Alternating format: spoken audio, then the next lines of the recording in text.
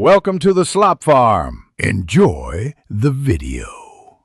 You start by confirming you have admin rights and a recent backup. That prevents accidental data loss. Once confirmed, use the search bar or filter by SKU/ID to find the exact product. Open the product details page in edit mode so you can see tags and metadata. Make sure to note existing tags before touching anything. That helps you restore them if needed.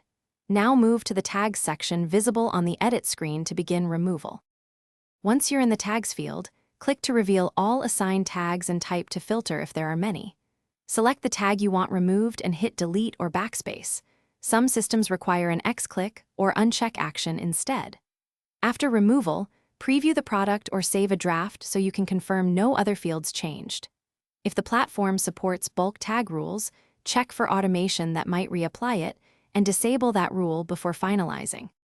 Save your changes and wait for the confirmation message, or check the updated timestamp to ensure the edit persisted. Then clear any cache or CDN layers and view the storefront or product listing to verify the tag no longer appears. If the tag reappears, inspect automation rules, scheduled tasks, or third-party apps that sync tags.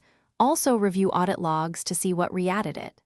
As a tip, disable suspected integrations temporarily and reapply the removal to isolate the cause. Thanks for watching. Consider subscribing if we helped you today.